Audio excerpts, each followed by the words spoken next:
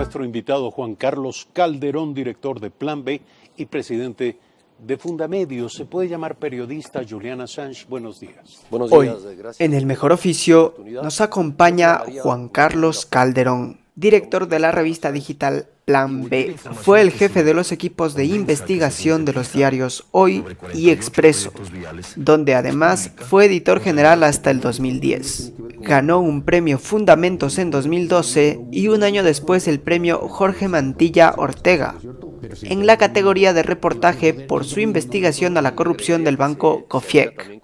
Con ustedes, Juan Carlos Calderón. Amigos, bienvenidos sean todos ustedes una vez más al programa del Mejor Oficio, donde traemos los mejores testimonios de la historia del Ecuador cuando los periodistas vivieron este oficio desde mucho tiempo atrás. Esta mañana me acompaña Juan Carlos Calderón. Juan Carlos, bienvenido. Muchas gracias, muy buenos días. Estábamos conversando un poquito tras cámaras de cuándo empezó el periodismo, en qué momento empezaste tú a ejercerlo y cómo era en ese entonces, cuando la era digital todavía no era tan importante. Bueno, yo empecé con un periodismo estudiantil. En realidad yo era fui colaborador, después director del periódico en La Salle, en el Colegio La Salle, en Quito, en mi secundaria, que se llamaba Vanguardia La Sayana.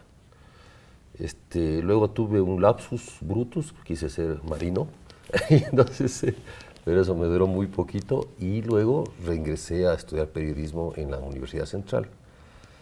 Y te estoy hablando de inicios de la década de los 80, y mientras ya estudiaba en primer año, yo ya empecé a trabajar en un diario, que se llamaba Diario El Tiempo. Este diario cerró después casi a mediados de esa década, del 80, pero ya fue mi primera experiencia en realidad como un pasante, porque no me pagaban, pero ya profesionalmente en el sentido de estar en un diario, en ese momento el segundo más grande de Quito, claro. Luego, un par de años después, se funda el diario Hoy, ¿no es cierto?, que empieza otra etapa y cierra el diario El Tiempo. Y luego yo ya seguí trabajando, vinculado a medios, a revistas. Entonces, es algo en lo que no he parado casi 35 años. 35 años ejerciendo el periodismo. Sí. Bueno, Juan Carlos, estábamos hablando un poco de qué crees tú que pasó realmente con los hermanos Restrepo, que tú que estuviste de cerca a esta cobertura. Hablábamos de un gobierno autoritario, de mucho ocultamiento de información también. Sí, y de una policía que estaba en realidad sin control. Sí, porque eso fue el que se mostró. Después de esto, de una investigación internacional que la impulsa el gobierno del doctor Rodrigo Borja, se demuestra que la policía torturaba. Es decir, que la policía tenía un centro que se llamaba SIC-10, en el cual se torturaba. En realidad eso es lo que pasaba. Se hacían maltratos, tratos crueles, infamantes a los detenidos, en un contexto en el cual se había luchado supuestamente contra la subversión de Alfaro Uribe, ¿no es cierto?, pero también sobre el tema de la delincuencia.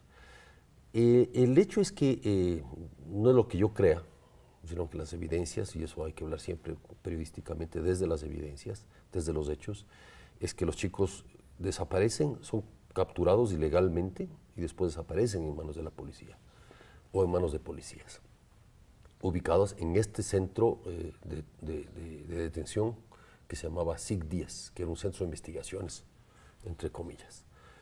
Esto hace que, por el testimonio de uno de estos policías, un agente España, famoso agente España, aparezcan las evidencias de lo que pasó, ¿no es cierto?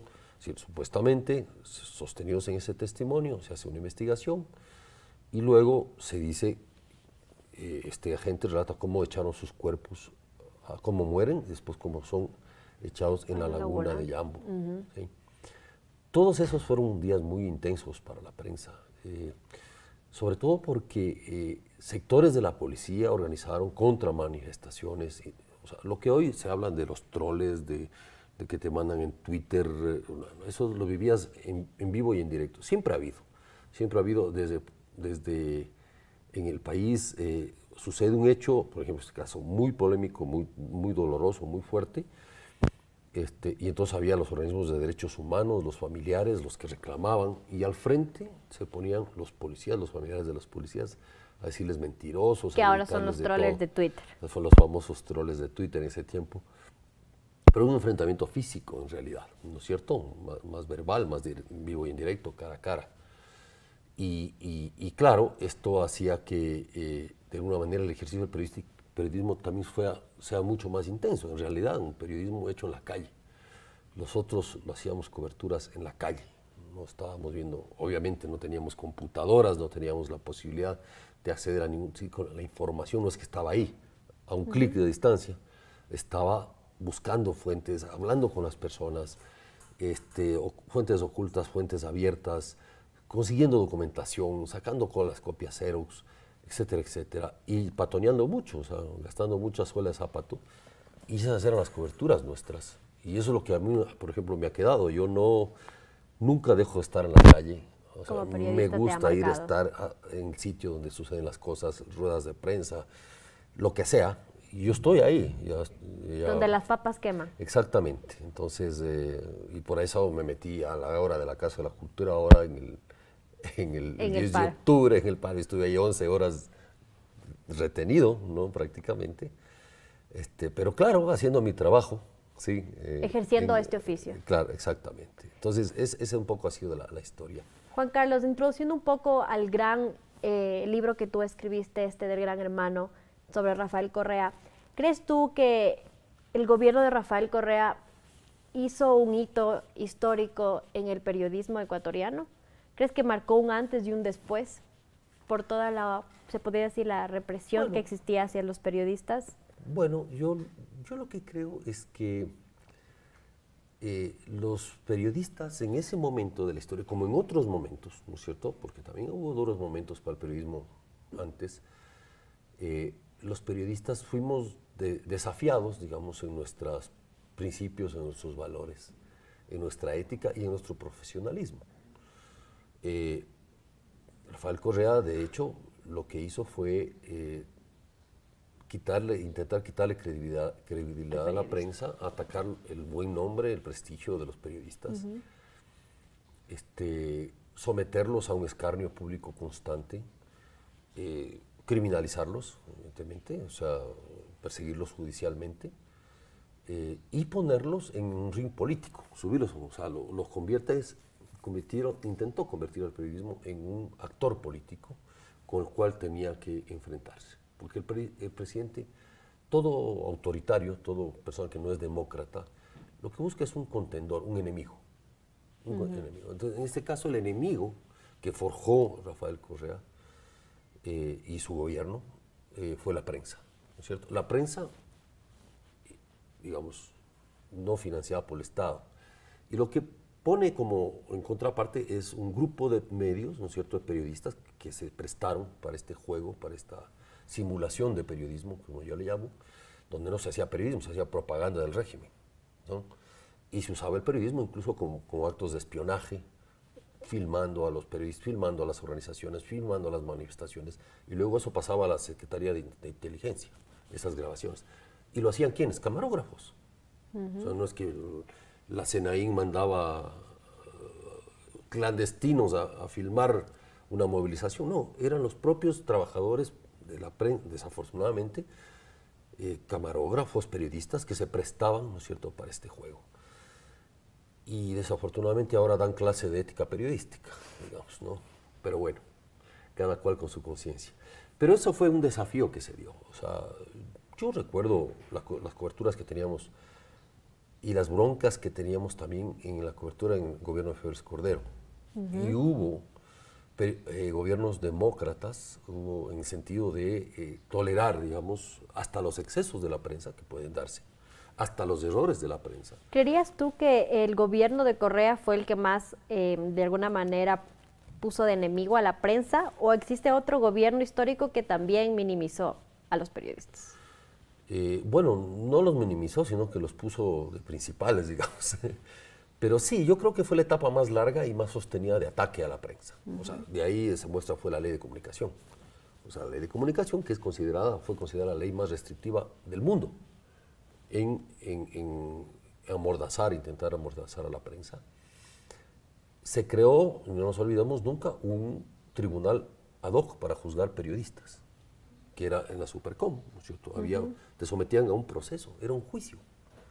O sea, violando todas las normas de derechos humanos del mundo, violando la propia Constitución, donde te dice no puede haber tribunales especiales, tienes que tener sometido a tus jueces naturales, ¿sí?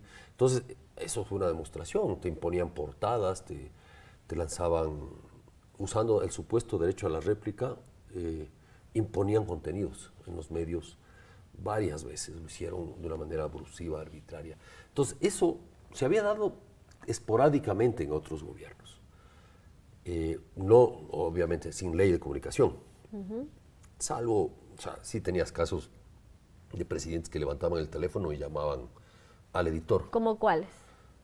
Borja era uno de ellos, o sea, Borja era uno de ellos, alzaba el teléfono y llamaba a reclamar. Y abajo la nota. No se bajaba la nota, o sea, ellos sabían que no podían, pero sí reclamaban, ¿sí? Testigo de otros presidentes que de alguna manera, a mí me llamó, por ejemplo, Lucio Gutiérrez, me acuerdo, cuando era presidente, y me dijo, ¿por qué me ataca tanto Juan Carlos? Me puso al teléfono, yo era un editor en Quito, ¿no? O sea, no es que merecía esta... ¿Y la respuesta a Lucio Gutiérrez cuál fue? Dije, presidente, yo escribo lo que usted se merece. Era un momento complicado para el gobierno también y nosotros publicábamos investigaciones contra el gobierno de Lucio Gutiérrez. Con esto te quiero decir que en el ejercicio del periodismo de investigación, quien habla y con sus equipos, sus unidades de investigación, investigábamos a todos los gobiernos. Un día, te cuento, en el gobierno de Sixto Durán Ballén, entre el 92 y el 96, lo que hicimos una investigación muy fuerte sobre un aeropuerto en Los Perales, al lado de Bahía de Caracas. Había pasado la guerra al CENEPA, entonces todo el mundo hablaba de la victoria del CENEPA. Van a cumplirse 25 años, ¿no? El CENEPA. A propósito. Y esa cobertura fue también muy especial, pero el gobierno de Durán Ballén se olvidó, entre comillas, de acabar con el estado de emergencia, que había un estado de emergencia nacional, un estado de excepción. Y gracias a ese estado de excepción le dio a dedo la construcción de un aeropuerto al Cuerpo de Ingenieros del Ejército. Era un aeropuerto. Y después nosotros, investigando, descubrimos que ese aeropuerto estaba al lado de un complejo turístico que se llamaba Bahía Blanca, del cual eran socios el presidente, el ministro de Obras Públicas y el secretario de la administración de ese tiempo. Entonces era su propio aeropuerto. Más o menos, ¿no? O sea, la justificación fue que se necesitaba un aeropuerto internacional para conectar Bahía de Caracas con París, más o menos, ¿no? O sea, para hacer un... Y fíjate, o sea, corrupción a alto nivel en todos los gobiernos, ¿no? Entonces, y ahí estábamos nosotros. Y recuerdo que nosotros seguimos publicando esa historia, porque se derramó un escándalo nacional, ¿no es cierto? Ya estaba por terminar el gobierno. Entonces, hubo un escándalo nacional y recibimos la visita de todos los edecanes del presidente en el diario Hoy. O sea, yo después nos burlábamos, decíamos que nos mandaron el ejército, el ejército, la marina y la aviación, a pedirnos que ya publiquemos más. Que paren. Que paremos, ¿no? Que la unidad nacional, que el presidente, el propio presidente le llamó al director de entonces, Benjamín Ortiz, ¿no? A reclamarle. Y Benjamín se le paró duro, no se le dijo, o sea, usted no puede llamar presidente para esas cosas, no nos falte el respeto, ¿qué le pasa? ¿No? Ese tipo de cosas había. Pero claro, como te digo, eran esporádicas en ese sentido, había otros presidentes que fueron muy tolerantes a la crítica, ¿no? O ministros que también eran intolerantes a la crítica. Teníamos de cuando en cuando dificultades con algún ministro que se quiso... Me acuerdo de un ministro que después fue presidente, Alfredo Palacio, que era ministro de Salud en el gobierno de Sixto. Él se metió a la redacción a buscarme, ¿no? Porque yo había publicado los problemas irregulares que había en la compra de unas ambulancias en el Ministerio de Salud cuando él era ministro. Y fue entró hecho una El tromba. propio presidente, No, el propio ministro. cuando era ministro, entró a la redacción del diario a claro. buscarte para Después fue ministro, ¿no? para reclamarte de la nota. A reclamar y me buscaba por la redacción. ¿Dónde está ese malcriado? Me acuerdo clarito. Y todo el mundo tratando de detenerle. No, ministro, por favor, salga. No sé qué. Anécdotas que realmente marcan Claro. tu vida, tu hito como periodista. Claro, claro. Juan Carlos, quería comentarte que bueno, nosotros en nuestra cuenta de Udola Channel de Twitter anunciamos que ibas a venir a nuestro programa y mucha gente quería preguntarte varias cosas, pues escogimos como las 2 mejores preguntas para saber qué es lo Sí, que la bueno. gente quiere ver de ti y pues te vamos a enseñar las preguntas a continuación. Claro que sí. Dice, ¿qué es para ti el movimiento feminista en el Ecuador? Hablando también del libro Sí. que sacaste más o menos, ¿qué significa para ti? Yo creo que el movimiento feminista, no solo en el Ecuador, sino en América Latina, en el mundo, creo que es la manifestación más grande e importante y revolucionaria de la historia de los movimientos hablemos del Ecuador, en el Ecuador.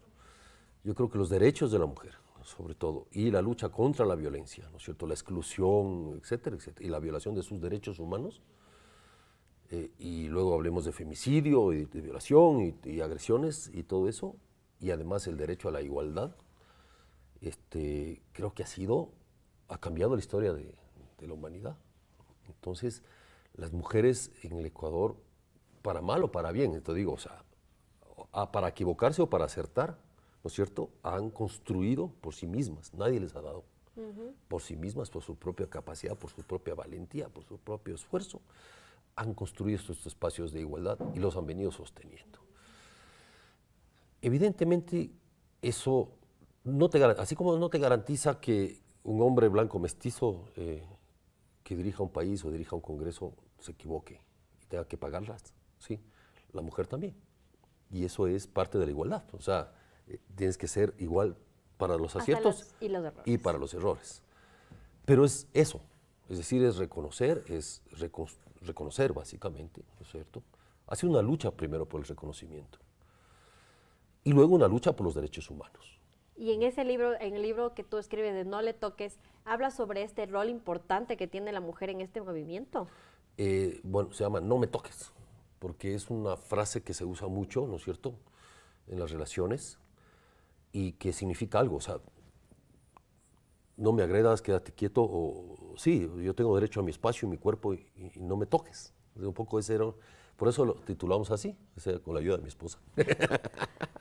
Ella, la esposa, no me toques. Ella puso el número, ella puso el nombre. Entonces, vamos también a leer la segunda sí, pregunta. pero verás, y luego, claro, digamos, yo hago este libro, digamos, que se llama No me toques, que es un libro de unas 430 páginas, donde cuento toda esta historia contemporánea, no histórica, de la lucha del movimiento de mujeres en el Ecuador, que viene desde mucho antes, ¿no? Viene desde quizá la expresión de Matilde Hidalgo de Procel, y luego lo que vamos haciendo es pero no, es más contemporáneo. Es más contemporáneo, son los últimos 15 años, y eso es lo que es No me toques, ¿no? Esa es la historia no solo de las violencias contra las mujeres, o las formas de violencia, sino también de la lucha de las mujeres contra esas formas de violencia, empezando desde el Estado, ¿no? Desde el Estado. Así es, bueno, un poco la segunda pregunta, vamos a ver qué fue lo que dijeron nuestra audiencia del Twitter de Udola Channel. ¿Cómo han evolucionado los derechos de la mujer a lo largo de la historia del Ecuador? Bueno, creo que ya lo respondí. A nuestra audiencia le ha gustado bastante, algunas personas creo que han leído hasta tu libro y te han vinculado un poco con esto de cómo la mujer se defiende ahora en Ecuador, de sus derechos, sus errores, sus equívocos y sus aciertos también, como tú lo describías. Sí, el punto es por qué yo, periodista que había trabajando sobre todo en el periodismo de investigación, el periodismo político, anticorrupción, el periodismo político, el periodismo contra abusos de derechos humanos, entro en este espacio que es supuestamente solo para mujeres, ¿sí? Y no lo es porque yo con este libro quise también romper este prejuicio de que los hombres no podemos hablar, ¿no es cierto? Claro, es muy difícil, casi es imposible ponerse en los zapatos de una mujer, no lo puedo hacer, pero tengo que hacerlo, ¿sí? Así como me pongo en los zapatos de otros personajes con los que yo trabajo periodísticamente, igual me puse en los zapatos de las activistas de feminismo, me puse en los zapatos de las víctimas, de las sobrevivientes de violaciones de derechos humanos contra las mujeres, y también me decidí a aprender, es decir, a conocer. Yo hablé con cientos de mujeres de toda condición para hacer este libro, sobre todo liberar mis prejuicios también, mis prejuicios masculinos, mis prejuicios, sí, patriarcales, ¿no es cierto?, de una cultura en la cual uno ha estado inmerso sin evitar, por ejemplo, espacios de violencia, ¿no es cierto? Todo hombre tiene algo de violencia que contar, ¿no es cierto?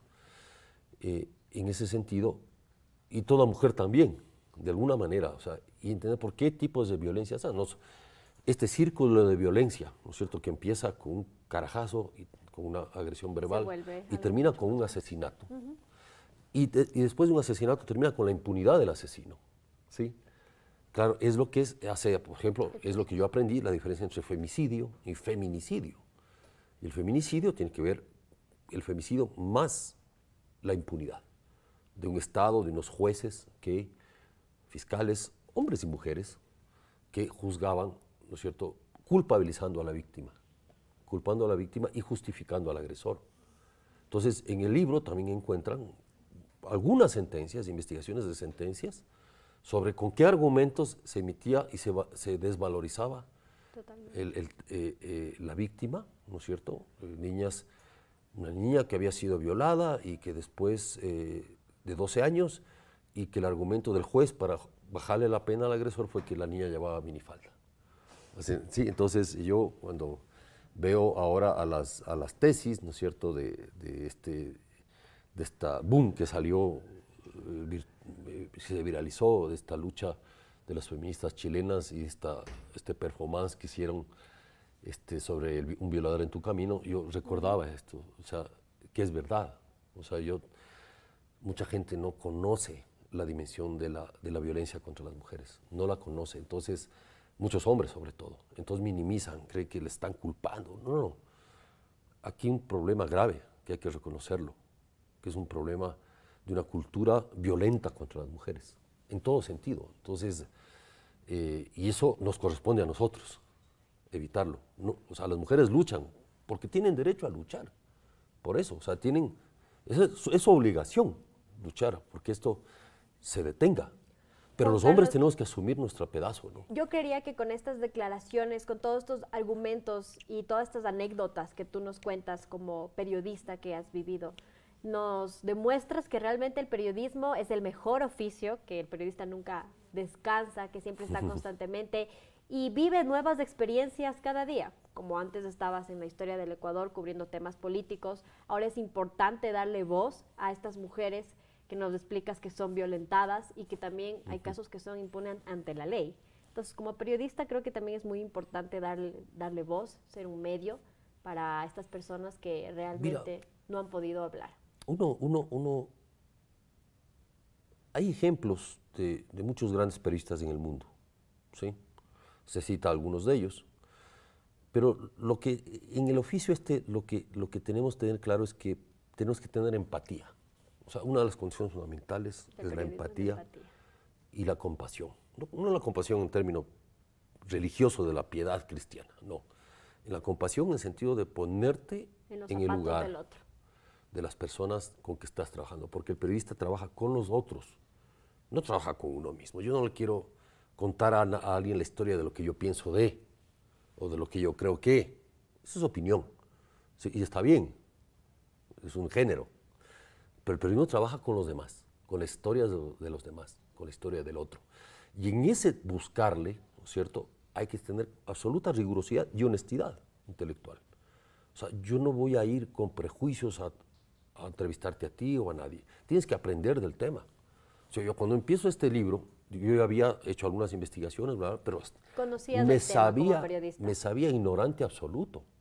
O sea, yo en la maestría que hago en la Andina y con algunas voy adquiriendo conocimientos. Cuando hablo con las mujeres, con las demás, en este caso, voy entendiendo cosas. Hablé con activistas, ¿no es cierto?, con absoluto respeto. y con absoluto deseo de aprender. O sea, el periodista, la belleza de este oficio es que vos dejas un tema, ¿sí? Aprendes mucho de ese tema. Aprendes mucho de ese tema.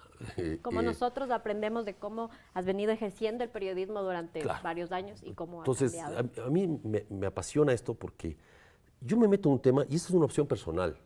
O sea, yo creo que todo periodista tiene que tener un proyecto personal o proyectos personales. Sí, uno está en un medio, trabaja, ¿no es cierto? Está trabajando para una empresa o su propio proyecto, luchando por financiarlo, pero no hay que descuidar que en el día a día uno tiene que construir sus propios proyectos personales. O sea, ¿qué temas son los que... Ahora te contaba que acabo de terminar un nuevo libro, que es, solamente voy a decir que es un tema de espionaje, ¿no es cierto? Y sobre esto me ha tocado meterme mucho en el tema, mucho, conocer, entrevistar a espías, entrevistar a agentes, etcétera, etcétera, saber cómo funcionaba este sistema de espionaje brutal que se dio durante el gobierno pasado y que sigue habiendo, no como gobierno, pero sí sigue dándose, ¿no? Pero claro, yo no soy agente de inteligencia, yo no soy militar, policía, o sea, no he tenido cursos de inteligencia ni he tenido prácticas, pero mi deber frente a los lectores es aprender, para no equivocarme, para ser honesto en transmitirle estos hechos, y para tener la posibilidad de encontrar ciertas verdades. Ciertas verdades. En periodismo la única verdad es la que tiene evidencia. O sea, ¿no? Así, con esta frase concluye: la única verdad que tiene el periodista son las evidencias. Así es. Muchas gracias, Juan Carlos, por acompañarnos esta mañana en nuestro programa. Queremos hacerte la entrega primero de un certificado por haber asistido a nuestro programa, que te voy a leer también a continuación, más o menos, para que sepas de qué se trata un poco. Udola Channel reconoce la participación en el programa El Mejor Oficio al periodista Juan Carlos Calderón por contribuir a diario en el ejercicio de esta noble profesión y compartir sus experiencias con los estudiantes universitarios. Quiero hacerte la entrega de este certificado y también pues hemos tenido una foto tuya para que nos dejes un mensaje a nosotros como estudiantes que recién estamos aprendiendo, y agradecerte una vez más por asistir a nuestro programa. Con mucho gusto, muchísimas gracias, para mí es un honor, y quizá yo creo que esto, no me gusta dar consejos porque yo siempre también recibo consejos, pero yo creo que este oficio es de mucha persistencia. Hay que persistir en la carrera de uno, hay que tomar en serio este oficio, ¿sí? Este oficio no es, y por tanto es una vocación, este hecho de ser curioso siempre, ¿sí?